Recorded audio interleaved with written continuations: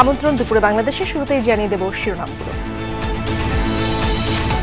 যোগান বাড়লেও উত্তাপ কমেনি মাছের আড়তে, পরিবহন সহ অন্যান্য খরচ বাড়ার দাবি। যে পরিমাণ দাম আমাদের মতো সাধারণ মানুষ কিনতে গেলে অনেক কষ্ট হয়ে যায়। দাম তো কমে, মানুষের হাজার টাকা না, এই জন্য মাছের দাম বাড়তি। মাছ কিন্তু আগের সীমিত লাভে মাছ বিক্রি হইতেছে। দাম কমেনি শীতের আগাম সবজির। ফলনটা এখনো পরিপূর্ণ না আসার কারণে দামটা এখনো কমতেছে না। যেই দাম আছে তার 3 গুণ বেশি নিতেছে আমাদের থেকে। এখন কৃষক কিন্তু পাচ্ছে না। নতুন ইসি গঠনে সার্চ কমিটিতে 3 শতাধিক নাম, কয়েকটি পেয়েছে একাধিক দল থেকে।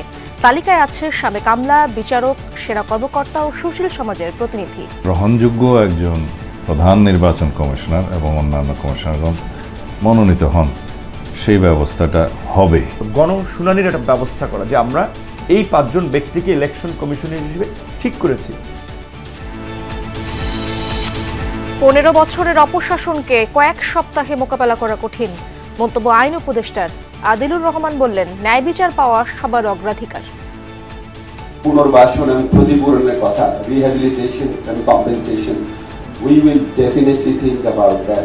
Justice is the priority for all the people of Bangladesh who suffered under the brutal fascist regime in the last 15.5 years. টেকনাফের হিলায় 15 বছরে প্রাচীন বৌদ্ধ বিহারের অস্তিত্ব বিলীন।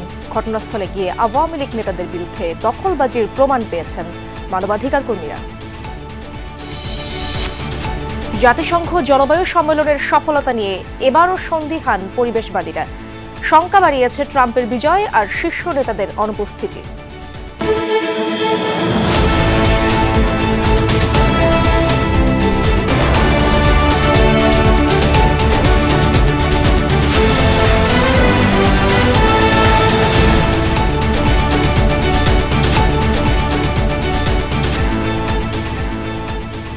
দেখছিলেন শিরোনামগুলো। এছাড়াও দেশ বিদেশের আরো খবর নিয়ে দুপুরে বাংলাদেশে আপনাদের সঙ্গে আছি আমি ইশরাত জাহান।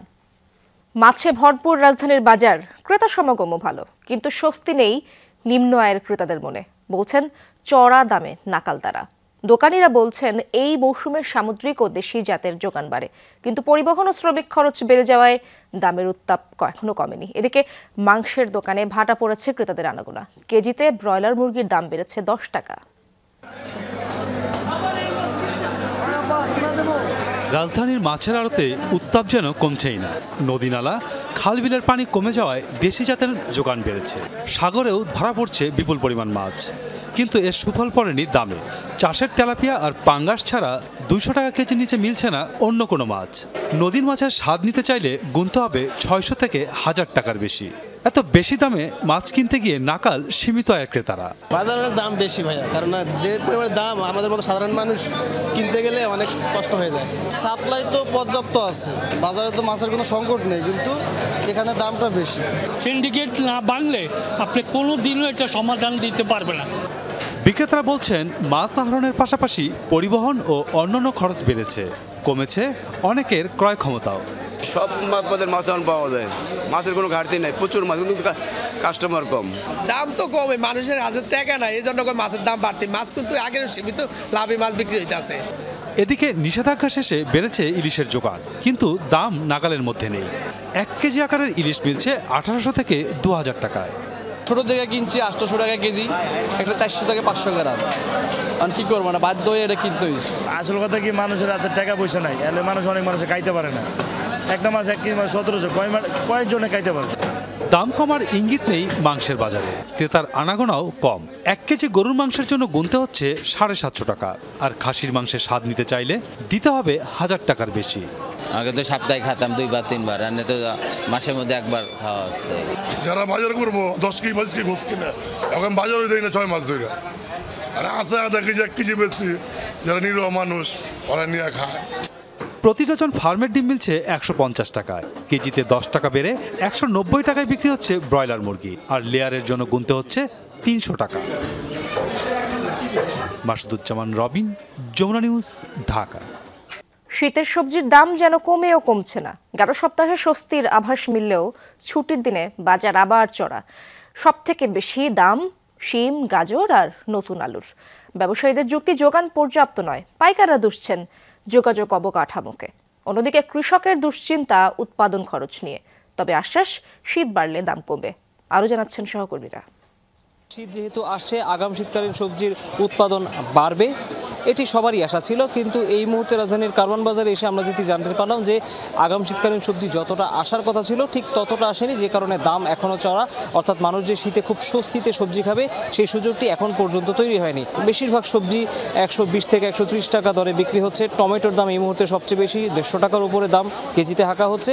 এর বাইরে কাছাকাছি দামের ভেতরে আমরা দেখতে পাচ্ছি যে বেগুন রয়েছে, নতুন যে আলু সেটির দাম 120 থেকে 30 টাকা চাওয়া হচ্ছে।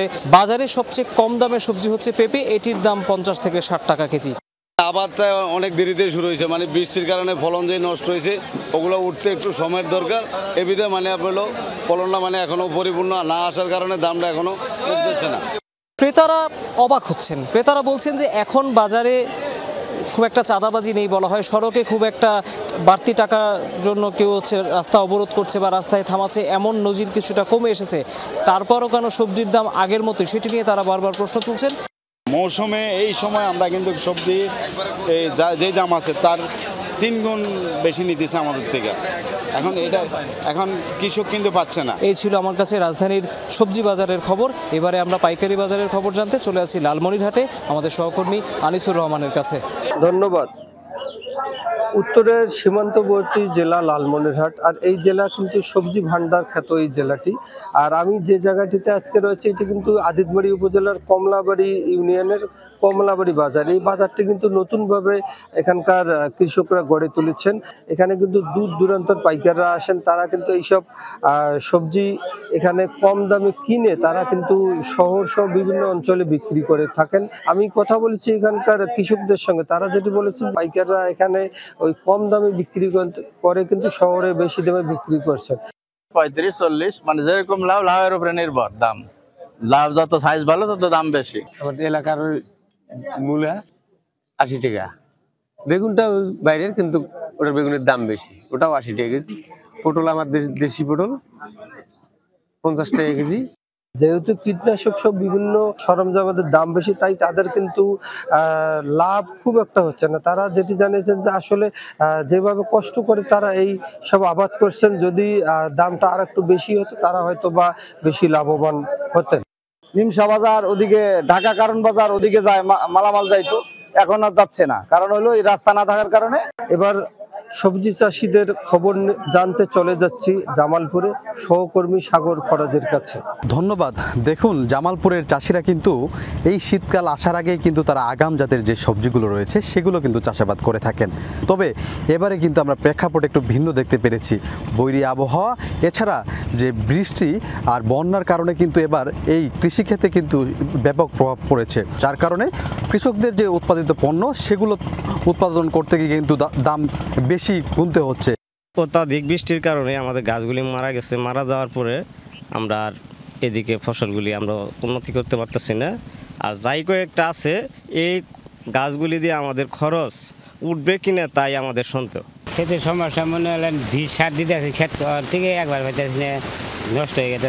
ক্ষেতে মনে হলে বৃষ্টি ফসল উন্নত হইল না। মাঠ পর্যায়ে যে কৃষকদের মূলত যে চাহিদা, তারা বলছেন যদি সরকারের পক্ষ থেকে আসলে এই সার কীটনাশক বীজ যদি নির্ধারণ করে দেওয়া হয় দাম, তাহলে উৎপাদিত যে পণ্য সেগুলো কিন্তু কম দামে বিক্রি করতে পারবে। সেটি কিন্তু বাজারে গিয়ে আসলে দাম কমেও ভোক্তা পর্যায়ে যারা আছেন তারা কিনতে পারবেন। সার 20 টাকা, সব কিছু খরচ বেশি। মনে করেন যে সার কীটনাশক দিবেন, আপনি সার যাই দিবেন, কামলার বেতন সব কিছুই বেশি, কিন্তু দেখা গেছে আমার খেতে ফল নাই। এই ছিল জামালপুরের যে সবজির মাঠ থেকে সর্বশেষ। নতুন নির্বাচন কমিশন গঠনে 3 শতাধিক নাম জমা পড়েছে সার্চ কমিটিতে। এক ধরনের বোঝাপড়ার মাধ্যমে নাম জমা দিয়েছে বিরোধী রাজনৈতিক দলগুলো। নির্দিষ্ট কয়েকটি নাম জমা পড়েছে বেশ কয়েকটি দলের পক্ষ থেকে। গুরুত্ব পেয়েছেন সাবেক আমলা, বিচারক, সুশীল সমাজের প্রতিনিধি, সেনা কর্মকর্তা। দলগুলোর নেতারা বলছেন নাম প্রস্তাবে নিরপেক্ষ এবং বলিষ্ঠ ব্যক্তিদেরই পছন্দ করেছেন তারা। সাইফুদ্দিন রবিনের রিপোর্টে বিস্তারিত। কবে হবে ত্রয়োদশ জাতীয় সংসদ এখনও অজানা। তবুও ভোটের প্রস্তুতি হিসেবে কমিশন গঠনে কাজ করছে সার্চ কমিটি। এ প্রক্রিয়া সবচেয়ে গুরুত্বপূর্ণ রাজনৈতিক দলগুলোর কাছে। নাম প্রস্তাবে বেশ সতর্ক ছিল দলগুলো। বিএনপির পক্ষ থেকে 10 জন ও জামায়াতের থেকে 8 জনের নামের তালিকা দেওয়া হয়। অন্য দল ও জোটের দেওয়া নামগুলোর মধ্যে বেশ আলোচনায় সাবেক সিনিয়র সচিব শফিকুল ইসলাম, এএমএম নাসির উদ্দিন, আবু আলম শহীদ খান, মুহিবুল হক এবং কমিশনের সাবেক অতিরিক্ত সচিব মোহাম্মদ জকরিয়া। রাষ্ট্রীয়ভাবে যাতে গ্রহণযোগ্য একজন প্রধান নির্বাচন কমিশনার এবং অন্যান্য কমিশনারগণ মনোনীত হন, সেই ব্যবস্থাটা হবে। নির্বাচনের নামে যত প্রহসন হয়েছে এরকম কোনো নাটক ভবিষ্যতে বাংলাদেশে আর মঞ্চস্থ হবে না। অন্তর্বর্তী সরকারের কোনো সিদ্ধান্ত যদি অবাধ নিরপেক্ষ নির্বাচনের যদি পরিপন্থী হয়, নির্বাচন কমিশন তাকে চ্যালেঞ্জ করতে পারবেন, এরকম ব্যক্তিবর্গ নির্বাচন কমিশনে থাকা দরকার। এই নির্বাচন কমিশনই কিন্তু আগামী নির্বাচনটা পরিচালনা করবে। তো এই রকমের একটা অভ্যুত্থানের পরে বিশেষ করে নির্বাচনটাই তো এই মুহূর্তে সবার কনসার্ন। বিএনপি ও রাজপথে যুগপৎ আন্দোলনে থাকা দল ও জোটগুলো সুনির্দিষ্ট নাম সুপারিশ করেছে। পছন্দের নামের পাশাপাশি আওয়ামী সরকারের সুবিধাভোগী কেউ যেন কমিশনে যোগ দিতে না পারে সে বিষয়ে নজর রাখছেন তারা। নির্বাচন কমিশন গঠনের জন্য যে সার্চ কমিটি গঠন করেছে আইন অনুযায়ী, সেই সার্চ কমিটির কাছে আমরা বিএনপির পক্ষ থেকে 10 জনের নাম প্রস্তাব করেছি। অন্যান্য দলও বিভিন্ন ব্যক্তির নাম প্রস্তাব করেছে। দলগুলো প্রত্যেকে আমরা আলাদা আলাদাভাবে নাম দিয়েছি। এর মধ্যে 2-3টে নাম আমরা চেষ্টা করেছি কমন দেওয়ার জন্য। বিএনপি বা অন্যান্য দলেরও তাদেরও ভাবনা চিন্তা আমরা জানবার চেষ্টা করেছি।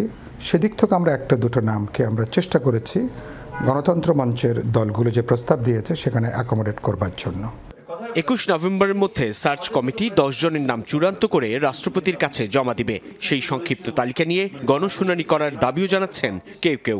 ফাইনালি যেই নামগুলো তারা সিলেক্ট করতে চায়, আমার মতে তাদের নিয়ে একটা পাবলিক হিয়ারিংয়ের আয়োজন করা, গণশুনানির একটা ব্যবস্থা করা, যে আমরা এই 5 জন ব্যক্তিকে ইলেকশন কমিশনার হিসেবে ঠিক করেছি, তাদের বিরুদ্ধে আপনাদের অভিযোগ এবং অনুযোগ আছে কিনা। তো সার্চ কমিটির মাধ্যমে একটা রিফাইন্ড ওয়েতে রিকমেন্ডেশনস যাবে রাষ্ট্রপতির কাছে, অবশ্যই প্রধান উপদেষ্টার কার্যালয়ের মাধ্যমে যাবে। তখন হয়তো প্রকাশিত হবে। যদি তখন কোনো বিতর্কিত ব্যক্তির নাম আসে তখন তো অবশ্যই জাতীয়ভাবে আপত্তি আসবে। নির্বাচন কমিশন গঠনের পাশাপাশি সরকারকে বিচার ও প্রশাসনে প্রয়োজনীয় পদক্ষেপ নেওয়ার তাগিদ দিচ্ছেন রাজনৈতিক নেতৃবৃন্দ। আহ্বান জানাচ্ছেন নির্বাচন আয়োজনের রোডম্যাপ ঘোষণার। সাইফুদ্দিন রবিন, যমুনা নিউজ, ঢাকা। গত 15 বছরের শাসনকে কয়েক সপ্তাহে মোকাবেলা করা খুবই কঠিন, এমন মন্তব্য করলেন আইন উপদেষ্টা আসিফ নজরুল। বলেন, গুম, অপহরণের মতো নিকৃষ্ট অপরাধের সাথে জড়িতদের বিচার করা কষ্টকর।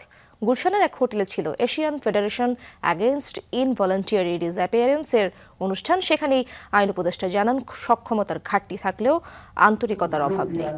গুম খুনের শিকার পরিবারগুলোকে পুনর্বাসন এবং ক্ষতিপূরণ দেওয়ার চেষ্টা করা হচ্ছে। বিষয়টি বিবেচনাধীন রয়েছে। একই অনুষ্ঠানে শিল্প উপদেষ্টা আদিলুর রহমান বলেন, ন্যায় বিচার পাওয়া সবার অগ্রাধিকার। শুধু গুম ও বিচার বহির্ভূত হত্যার শিকার ব্যক্তির পরিবারের জন্য নয়, বরং গত 15 বছরে আওয়ামী লীগ সরকারের নির্যাতনের শিকার প্রত্যেকের জন্যই এটি কার্যকর। আমরা চিন্তা করছি যে ধরেন একটা কথা হচ্ছে পুনর্বাসন এবং ক্ষতিপূরণের কথা, rehabilitation and compensation. We will definitely think about that. And Maruf Bhai has raised the question of trial. We are committed. Justice is the priority not only for the victims of enforced disappearances. Justice is the priority for all the people of Bangladesh who suffered under the brutal fascist regime in the last 15.5 years.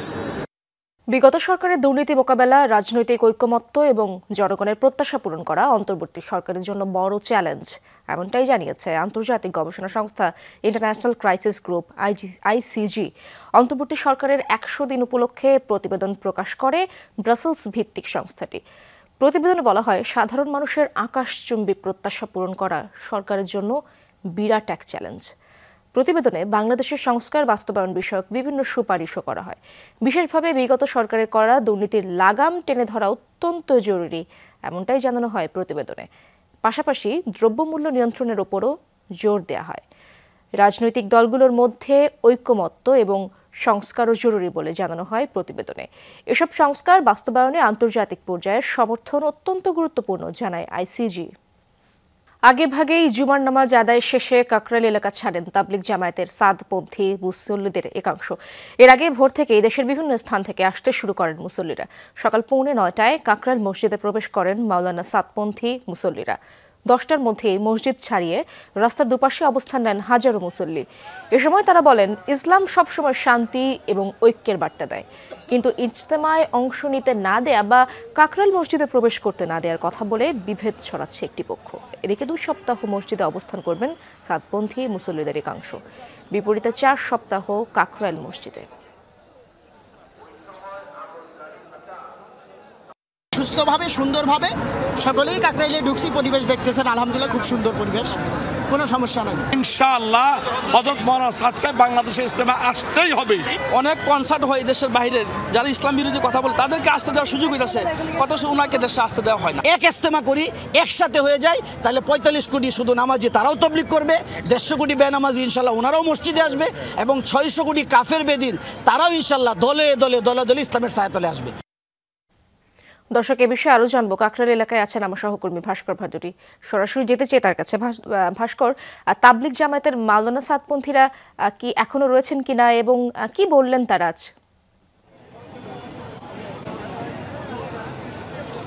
প্রথমে যেটা বলবো যে সব শঙ্কাকে দূরে ঠেলে দিয়ে কাকরাইল মসজিদে যে জুমার নামাজ, সেই জুমার নামাজ কিন্তু শান্তিপূর্ণভাবেই আদায় করলেন সাদপন্থীরা।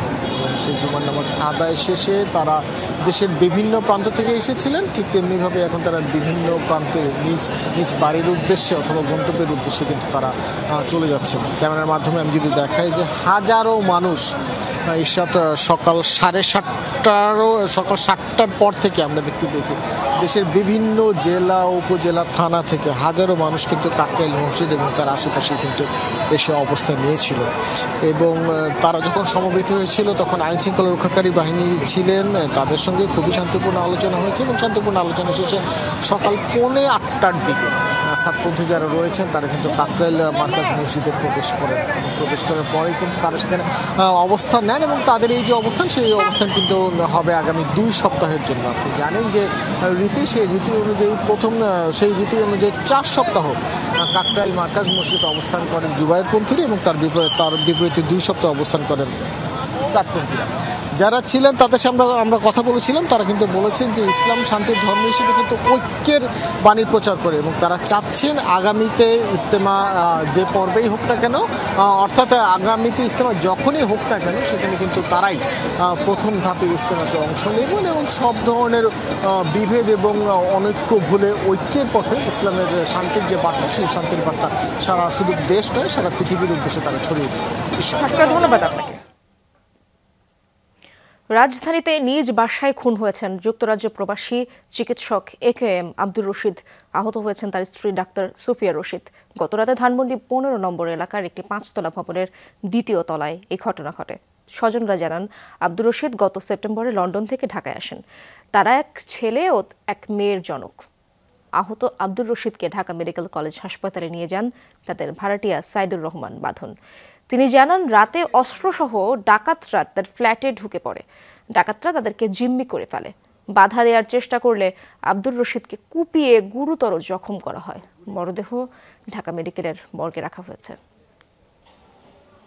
দরজাটা খোলা রাখেন, উনি ভিতরে নামাজ পড়ছিলেন এবং সেই ক্ষেত্রে ওনার সাথে একটা ইনসিডেন্ট এটা হয়ে যায়। কিছু না পাওয়ার কারণে উনি হয়তো রেজিস্ট করেছিলেন। দেন আমার জেঠিমা যিনি পাশের রুমে ছিলেন উনি অনেক চিৎকার চেঁচামেচি করছিলেন, সেটা শুনে আশেপাশের লোকেরা বিল্ডিং থেকে তারা সাউন্ড করছিল তখন সেটা দেখে তারা ভয়ে পালিয়ে যায় এখান দিয়ে। যারা ঘটনাটি ঘটিয়েছে বা যারা এর সাথে জড়িত তারা কোন দিক দিয়ে এসছে বা তাদের দৈহিক গঠন এগুলো আমরা আইডেন্টিফাই করার ট্রাই করছি। এটা ইনভেস্টিগেশন অনগোয়িং, সো এই বিষয়ে আসলে দুঃখিত যে এবং এখন পর্যন্ত আসলে কাউকে অ্যারেস্ট করা যায় নাই। টেকনাফের হিলায় আওয়ামী লীগ নেতাদের থাবা থেকে রেহাই পায়নি প্রাচীন বৌদ্ধ বিহারও। দখলের পর গত 15 বছরে এটি ভেঙে চুরে অস্তিত্বই বিলীন করে ফেলেছে তারা।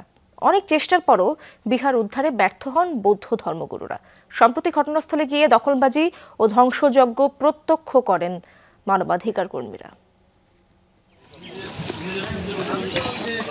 2009 সালের আগ পর্যন্ত দেশ বিদেশের বৌদ্ধ ভিক্ষু ও পুণ্যার্থীদের পদচারণায় মুখর থাকত টেকনাফের দক্ষিণ নীলা বড় বৌদ্ধবিহার।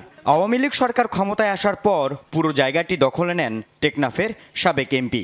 2012 সালে বিহারের যাতায়াতের পথ বন্ধ করে দেন। মূর্তি ভেঙে মামলা দিয়ে উল্টো বিহারের লোকজনকে হয়রানি করে।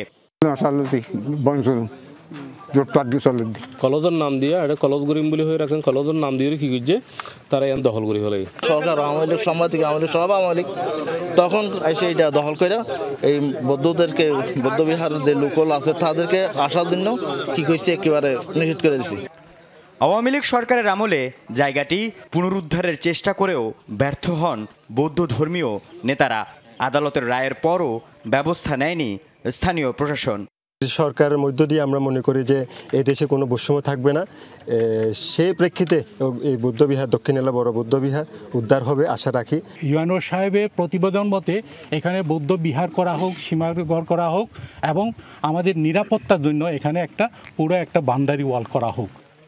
বিহারের জায়গাটি পরিদর্শনে গিয়ে আওয়ামী লীগের সাবেক এমপির দখলবাজি সরেজমিনে প্রত্যক্ষ করেন মানবাধিকার কর্মী, বিশ্ববিদ্যালয় শিক্ষক ও বিভিন্ন সংগঠনের প্রতিনিধিদের সমন্বয়ে গঠিত পর্যবেক্ষক দল।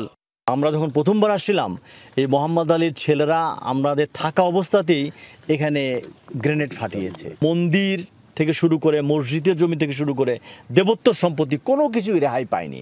রেহাই যে পায়নি তার নমুনা হচ্ছে আজকের এই বৌদ্ধবিহার নীলাতে আমরা আসছি, কোনো চিহ্ন খুঁজে পাবেন না। 1 মাস হয়ে গেল কোনো উদ্যোগ এখানকার টিওনো মহোদয় যে নিলেন না, এটা কিন্তু ডিসির আদেশকে এবং কোর্টের আদেশকে অমান্য করা।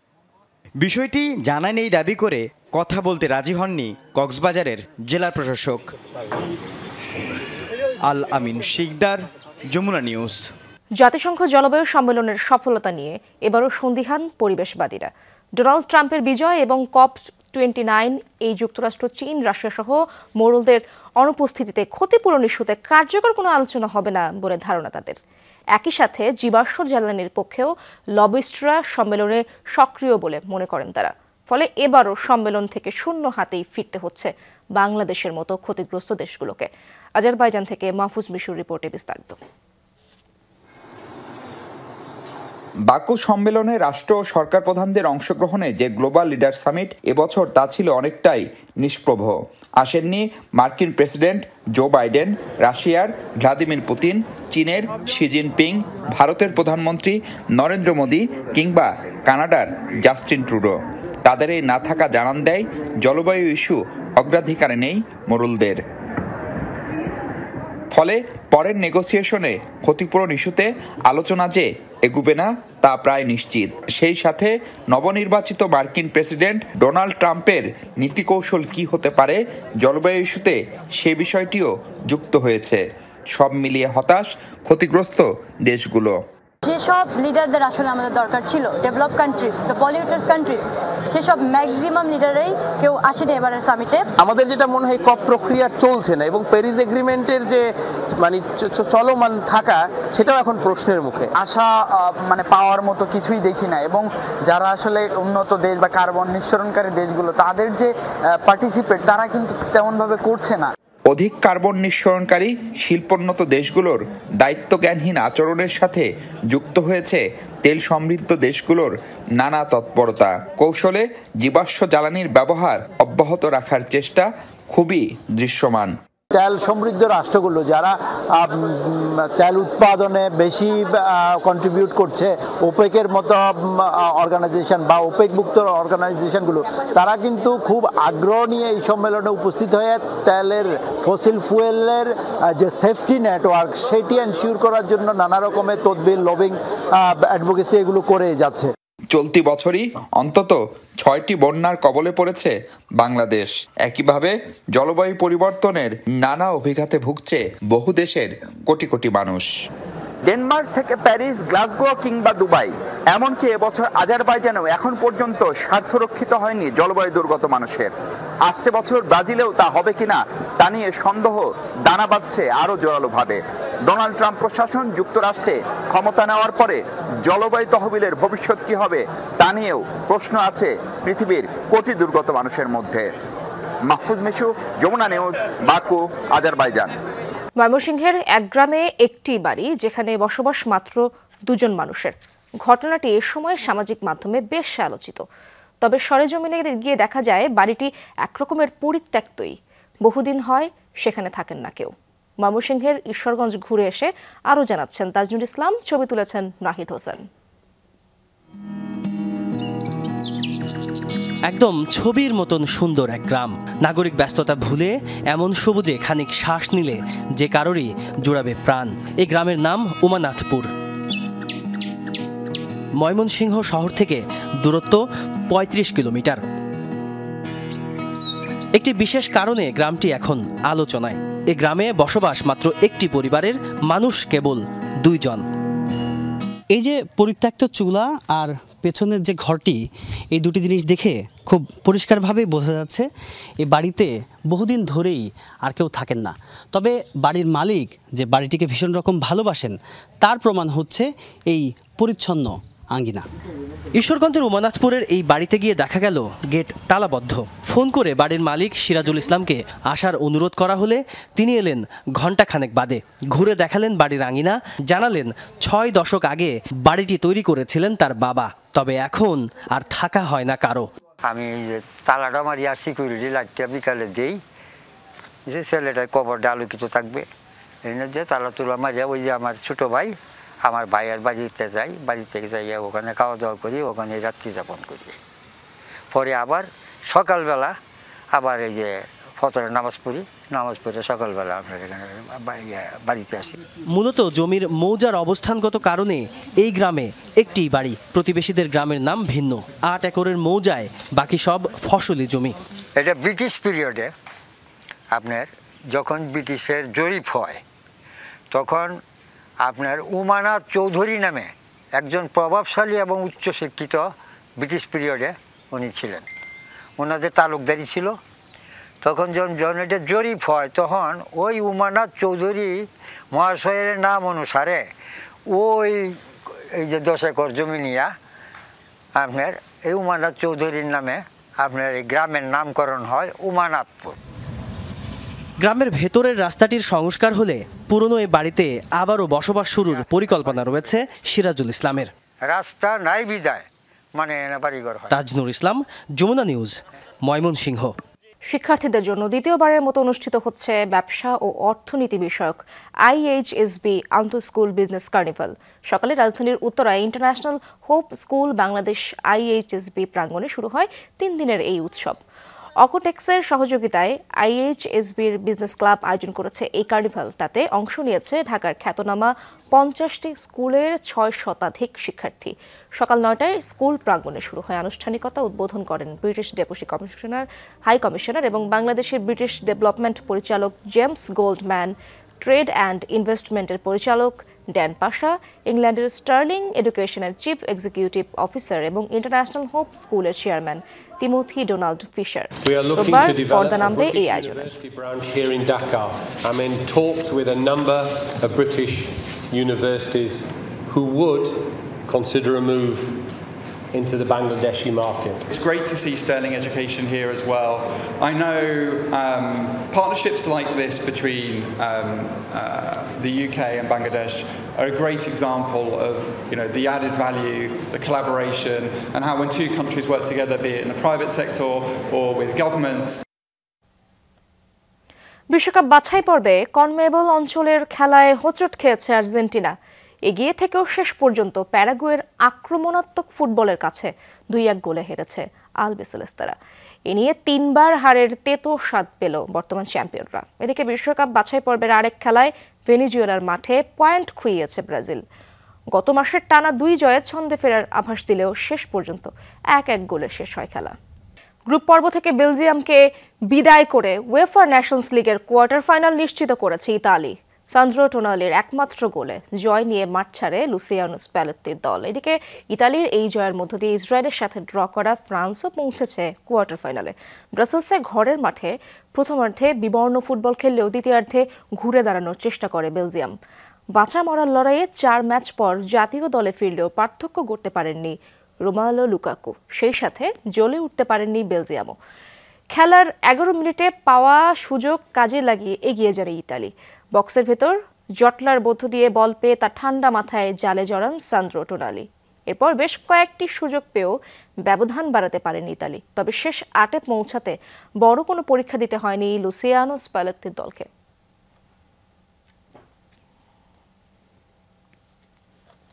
রাজধানীর হাতিরঝিলে হয়ে গেল ইন্সপায়ারিং বাংলাদেশ ফ্যামিলি রান 2024। ভোর 6টায় এই আয়োজন শুরু হয়।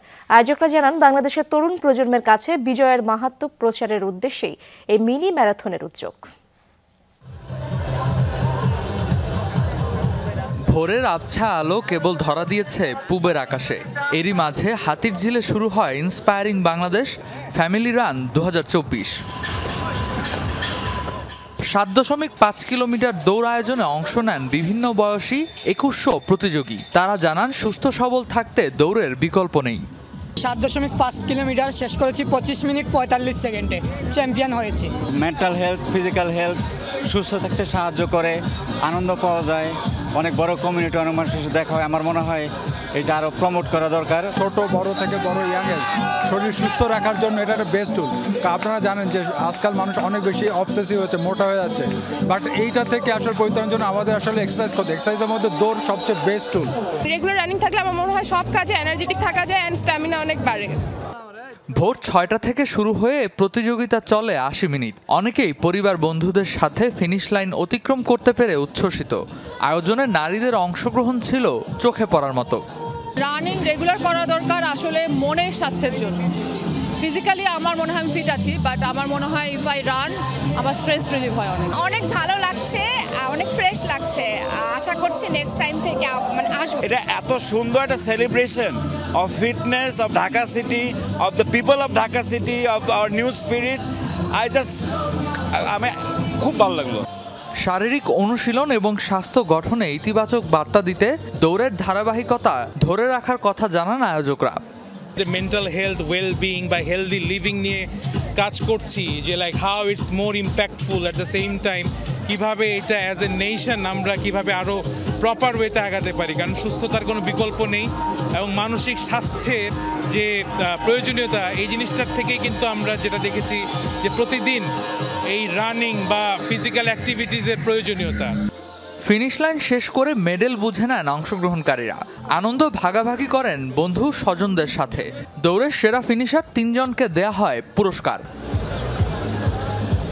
রেদওয়ান আহমেদ, যমুনা নিউজ, ঢাকা। দর্শক, দুপুরে বাংলাদেশের প্রথম ঘন্টা থেকে বিদায় নিচ্ছি। পরের ঘন্টার খবর নিয়ে ফিরবেন সহকর্মী নাবিলা সোহার। সাথেই থাকুন।